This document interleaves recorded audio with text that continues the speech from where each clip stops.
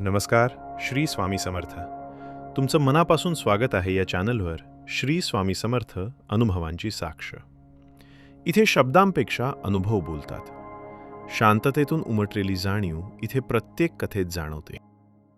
स्वामींची सेवा सुरू करण्याआधी एक गोष्ट कायम लक्षात ठेवा. स्वामी समर्थांची सेवा ही फक्त उदबत्ती लावणं, नाव जपणं किंवा फोटोसमोर बसणं नाही. ती एक आतून बदलण्याची प्रक्रिया आहे. अनेक लोक उत्साहात सेवा सुरू करतात. 2 दिवस मनापासून जप करतात, काही दिवस नियम पाळतात, पण नंतर त्यांना वाटायला लागतं की काहीच बदल होत नाही. संकटं कमी होत नाहीत, मन शांत होत नाही आणि मग ते सेवा सोडून देतात. पण इथेच सगळ्यात मोठी चूक होते. स्वामींची सेवा म्हणजे व्यवहार करून चमत्कार मिळवणं नाही. ती श्रद्धा, संयम आणि स्वतःला घडवण्याची साधनं आहे. म्हणूनच आज आपण ते 5 नियम समजून घेणार आहोत, जे प्रत्येक भक्ताने सेवा सुरू करण्याआधी समजून घेतले पाहिजेत. कारण हे नियम समजले नाहीत तर सेवा असूनही मन रिकामच राहू शकतं. पहिला नियम आहे, स्वामींना परीक्षा म्हणून कधीही पाहू नका. खूप लोक सेवा सुरू करताना मनात अट ठेवतात. हे काम झालं तर मी सेवा करेन.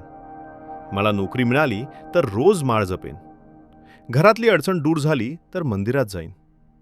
हे भक्तीचं रूप नाही, हा व्यवहार आहे. स्वामी समर्थ हे बाजारातील देव नाहीत की मागणी केली आणि लगेच वस्तू मिळाली. काही लोक 2 दिवस जप करतात आणि तिसऱ्या दिवशी म्हणतात, माझं काहीच बदललं नाही.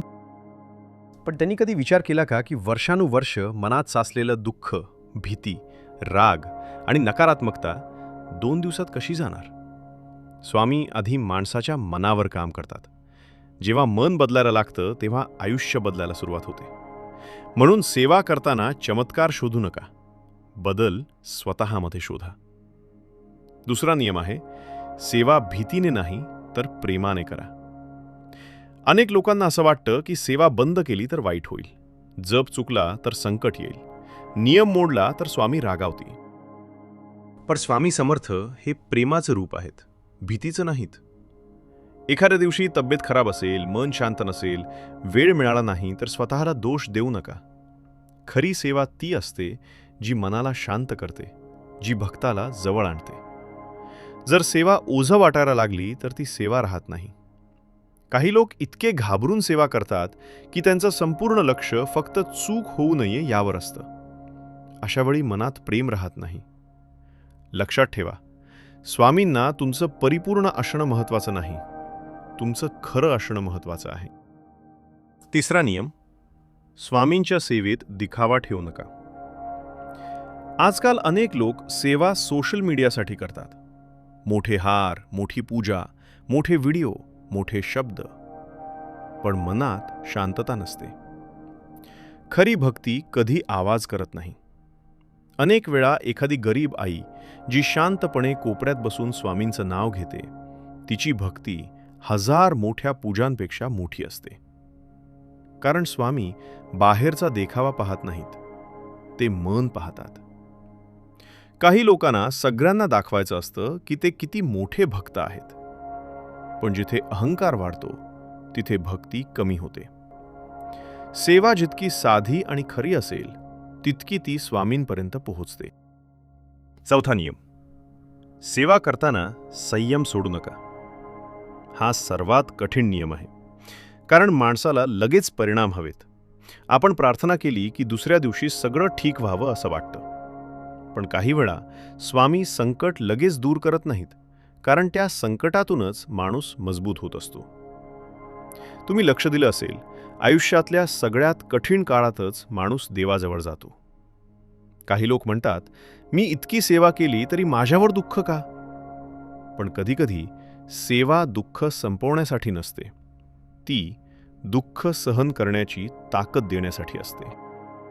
संयम नसलेला भक्त मध्येच थांबतो, पण जो भक्त अंधारातही विश्वास ठेवतो त्याचं आयुष्य हळूहळू बदलतं. 5वा आणि सगळ्यात महत्त्वाचा नियम, स्वामींची सेवा म्हणजे स्वतःला बदलणं. फक्त माळ जपून उपयोग नाही.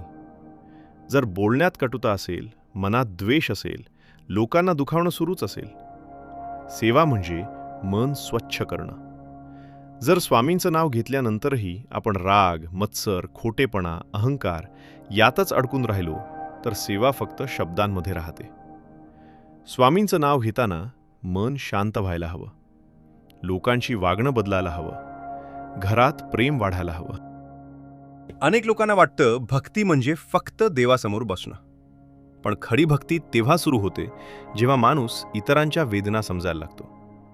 एखाद्याला मदत करणं, कोणाचं मन न दुखावणं, संकटात शांत राहणं, ही सुद्धा सेवा आहे. काही वेळा लोक विचारतात, स्वामी आपल्यासोबत आहेत हे कसं ओळखायचं? उत्तर खूप साधं आहे.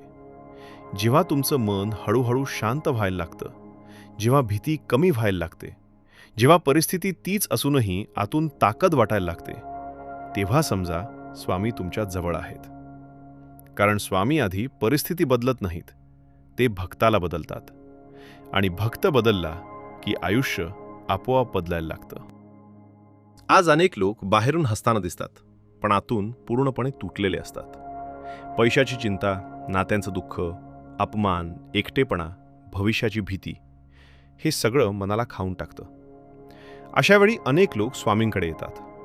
पण काहींना वाटतं की सेवा म्हणजे जादूची काठी आहे. नाही, सेवा म्हणजे अंधारातही चालत राहण्याची शक्ती. कधीकधी उत्तर लगेच मिळत नाही, पण मनाला आधार मिळतो. आणि आयुष्यात सगळ्यात मोठी गोष्ट हीच असते.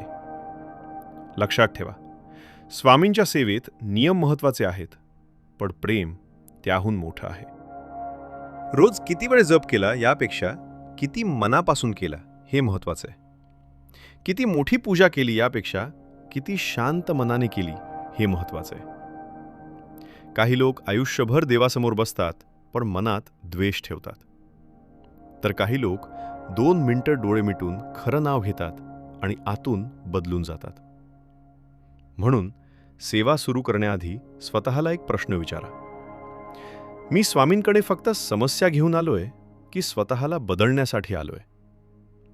कारण ज्या दिवशी भक्त स्वतःला बदलायला तयार होतो, त्या दिवशीपासून स्वामी त्याच्या आयुष्यात काम करायला सुरुवात करतात. संकटं एका रात्रीत नाहीशी होणार नाहीत. लोक अचानक बदलणार नाहीत. आयुष्य लगेच परिपूर्ण होणार नाही. पण तुम्ही मजबूत व्हायला लागाल. आणि हेच स्वामींचं खरं आशीर्वाद असतं. म्हणून जर तुम्ही आज सेवा सुरू करणार असाल तर चमत्कारांच्या अपेक्षेपेक्षा श्रद्धा घ्या, भीतीपेक्षा प्रेम घ्या, दिखाव्यापेक्षा साधेपणा घ्या, घाईपेक्षा संयम घ्या. आणि सर्वात महत्त्वाचं म्हणजे स्वामींचं नाव घेताना स्वतःला हरवू नका, स्वतःला शोधा. कारण शेवटी स्वामींची सेवा ही देव शोधण्यापेक्षा स्वतःच्या आतली शांतता शोधण्याचा प्रवास आहे. जय जय स्वामी समर्थ.